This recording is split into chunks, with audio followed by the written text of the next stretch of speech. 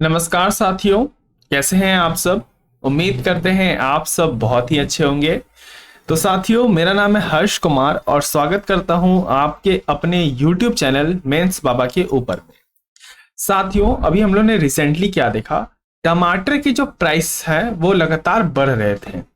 अब ये समस्या प्याज के साथ भी चालू हो गई है, जिसको ध्यान में रखते हुए central board of indirect tax and custom के द्वारा क्या किया गया है, एक तरह से चार्ज लगा दिया गया है, कस्टम ड्यूटी लगा दिया गया है। कितना? Up to 40%। दिख नहीं रहा होगा आपको ये कलर में भी, तो इसे मैं भी यहाँ येलो कर लेता हूँ। 40% का टैक्स लगा दिया गया है, कस्टम एक तरह से ड्यूटी लगा दी गई है कि कोई भी अगर फार्मिंग कंपनी या किसान एक्सपोर्ट करना चाहे टमाटर को तो वो नहीं कर पाएंगे। क्योंकि घर में कीमतें बढ़ रही हैं साथियों, डोमेस्टिक प्राइसेस बढ़ रही हैं, इन्फ्लेशन बढ़ रहा है। उसको ध्यान में रखते हुए उससे फाइट करने के लिए सरकार ने ये तरकीब अपनाया है।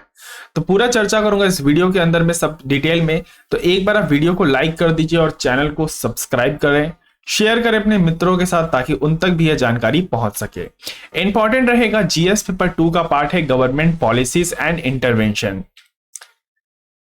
Central board of indirect tax and custom के द्वारा इंपोज किया गया है 40% कस्टम ड्यूटी ऑन ओनियंस। अगर कोई भी एक्सपोर्ट करेगा इंडिया के बाहर तो उस पे 40% का क्या लगेगा, कस्टम ड्यूटी लगेगा एक्सपोर्ट करने पे। और जब जिस चीज के ऊपर भी अगर टैक्स लगा दिया जाए साथियों ना, तो उसकी क्या हो जाती है, उसकी कॉस्ट बढ़ जाती है, लागत बढ़ जाती है। जब लागत बढ़ जाएगी तो खुद सप्लायर तो कॉस्ट से कम में बेचेगा नहीं, जिसके कारण से प्राइस बढ़ जाएगी। और जैसे प्राइस बढ़ जाएगी तो सामने वाला जो बंदा होगा, अगर उसके पॉकेट में पैसे नहीं होंगे तो वो खरीदेगा नहीं। क्योंकि आपको पता है कि अलग अलग देश भी मंदी से इन्फ्लेशन से गुजर रहे हैं। तो इसीलिए सरकार ने ये कदम उठाया है ताकि जो लोकल प्राइस है ओनियन का, उसको कहीं ना कहीं सरकार टैकल कर सके और स्टेबल कर सके। जान लेते हैं क्या है इसके बारे में। मैंने बता दिया कि गवर्नमेंट फाइट करना चाहती है किससे, इन्फ्लेशन से। महंगाई साथियों, जिसे हम मुद्रास्फीति कहते हैं, वो लगातार बढ़ते हुए हम लोग को हर केस में दिख रही है और सरकार इससे फाइट करने के लिए लगातार प्रयास कर रही है तरह तरह की चीजें अपनाने का। जैसे ओनियंस के ऊपर में अभी हम लोग ने ये देखा। ओके, साथ ही साथ आपको पता है कि 2000 ये मामला चल रहा है 21 से साथियों, जहां सरकार लगातार वीट और राइस को भी एक्सपोर्ट करने से बैन करते आई है बीच बीच में। क्योंकि सेम केस इन दोनों में भी हुआ था कि वीट और राइस को क्यों सरकार ने बैन किया, क्योंकि जो घर में हम लोग का प्रोडक्शन था वो हुआ नहीं। अब उसके नहीं होने के बहुत सारे कारण थे, जैसे क्लाइमेट फैक्टर इंपॉर्टेंट है, बहुत सारा फैक्टर इंपॉर्टेंट है। तो एक्सपोर्ट ड्यूटी लगा दी है सरकार ने यहाँ किसके ऊपर में, ओनियन के ऊपर में, जिसके कारण अब जो यहाँ पे जो किसान वगैरह हैं वो एक्सपोर्ट नहीं कर पाएंगे ग्लोबल अक्रॉस। ओके, रीजन मैंने बता दिया। रीजन जैसे वेदर कंडीशन, जो वेदर कंडीशन फेवरेबल होना चाहिए। बाढ़ आई हुई है साथियों पूरे नॉर्थ ईस्ट स्टेट्स के अंदर में, आप देख सकते हो। और उसके आने से क्या हो रहा है, जो क्लाइमेट फैक्टर तो अब यहाँ पे साथ दे नहीं रहा है। तो जब क्लाइमेट फैक्टर साथ नहीं दे रहा है तो वाजिब सा बात है प्रोडक्शन होगा नहीं, और प्रोडक्शन नहीं होगा तो उससे सप्लाई में भी दिक्कत आएगी, डिमांड बहुत ज्यादा बढ़ जाएगा और प्राइस भी बढ़ जाएगी। तो इन सब केस को ध्यान रखते हुए सरकार के द्वारा ये कदम उठाया गया है। तो पहला याद रखिएगा कि तो क्लाइमेट कंडीशन जो नॉर्थ ईस्ट स्टेट के अंदर में चल रही है। अच्छा, स्टेट वाइज अगर हम बात करते हैं तो आपको कमेंट बॉक्स में ये बताना है कि सबसे ज्यादा ओनियन की खेती कहां पर होती है। लैक ऑफ स्टोरेज फैसिलिटी, क्या होता है कि कभी कभी प्रोडक्शन अपने यहाँ पर्याप्त रहता है लेकिन स्टोरेज फैसिलिटी नहीं है, गोडाउन्स नहीं है सरकार के पास। खेतों में से निकल के प्याज जाती हैं और यूं ही खुले में रहती है, सड़ जाती है, बोरियों में बंद रहती है।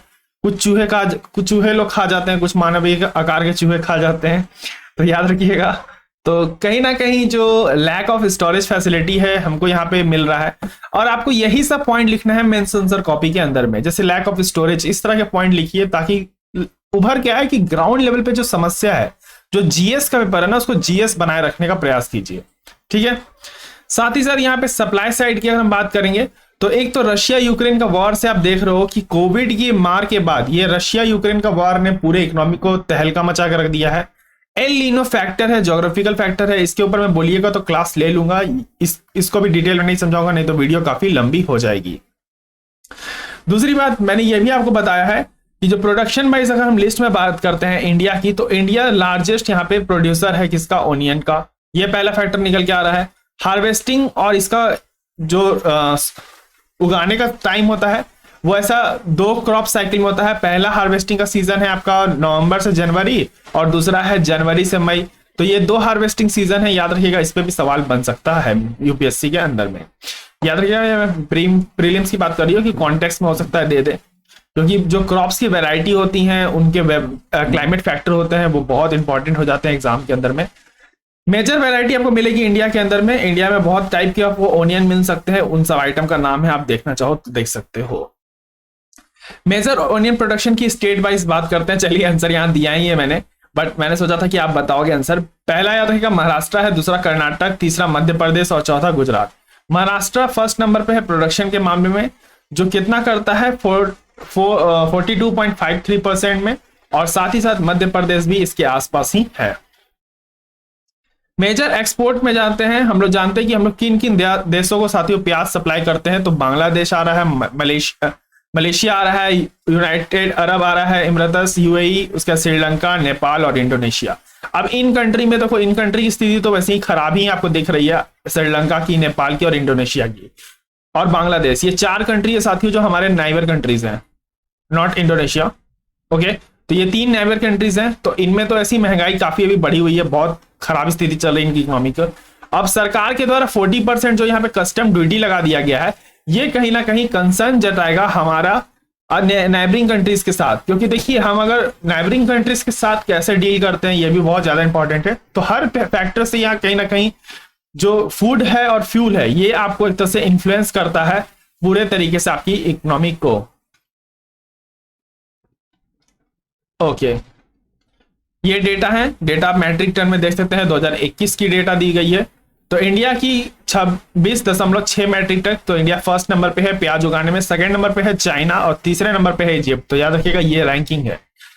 प्रोडक्शन इन इंडिया की बात करें तो लगातार जो प्याज की खेती है उसमें हमको बढ़ोतरी देखने को मिल रहा है। तो यहाँ तो ठीक है भैया, लेकिन जब आप प्रोडक्शन करते हो तो फिर स्टोरेज फैक्टर मायने रखता है, बहुत सारा फैक्टर मायने रखता है, जैसा कि मैंने आपको अभी स्टार्टिंग में बताया।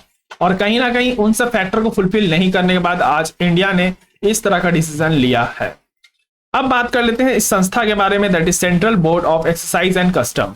ये एक एपेक्स बॉडी है जो कस्टम्स ड्यूटी से ऊपर में या एक्सरसाइजेस के ऊपर में, ये कोई जिम और सिटअप्स मारने वाला एक्सरसाइजर नहीं है। यहाँ एक्सरसाइजेस का मतलब होता है जो रेट ऑफ टैक्स लगा रही है सरकार, वो इसके बारे में ध्यान रखते हैं, रूल्स बनाते हैं, पॉलिसीज बनाते हैं। इसके बोर्ड कंसिस्ट होते हैं, एक चेयरमैन और 5 मेंबर्स होते हैं इसके अंदर में, ठीक है। तो ये कुछ रिस्पॉन्सिबिलिटीज हैं इनकी, बहुत ज्यादा इंपॉर्टेंट नहीं है जानना। पावर जान लेते हैं। पावर है कि इसमें एडमिनिस्ट्रेटिव अथॉरिटी आती है। इनका काम है पॉलिसी को चेंज करना, किसके ऊपर में, लेवी के ऊपर में, यानी टैक्स वगैरह के ऊपर में, और कोई भी कस्टम ड्यूटीज है तो उसके ऊपर में ये इशू कर सकती है, कोई नोटिस वगैरह या ऑर्डर दे सकती है। जैसा कि अभी हम लोग ने रिसेंटली देखा कि जो ओनियन का केस है वहां पे निकल के सामने आई कौन, central board of excise and customs. और इससे क्या हुआ कि सरकार जो ड्यूटी अब एक्सपोर्ट करेगी, जैसे ही एक्सपोर्ट करने जाएगी तो 40% का टैक्स लग जाएगा, जिसके कारण से कॉस्ट बढ़ जाएगी, और कॉस्ट बढ़ेगा तो अल्टीमेटली प्राइस को भी बढ़ाना पड़ेगा, और ये हैम्पर करेगा आपकी बाहरी कंट्री को। अगर वो बाय करेंगी तो ठीक है, इंडिया के लिए कोई बड़ी बात नहीं होगी, लेकिन बाय नहीं करती है तो डोमेस्टिक में जो इन्फ्लेशन बढ़ रहा है कहीं ना कहीं हुई है, उसको कंट्रोल करने में मदद करेगा। तो ये कंप्लीटली स्ट्रेटेजी है गवर्नमेंट की, जो मैंने आपको बता दी। इंपॉर्टेंट टॉपिक था, ठीक है। प्याज हम लोग हर दिन खाते हैं। एक क्वेश्चन लाया हो मेंस के ऊपर में, ठीक है।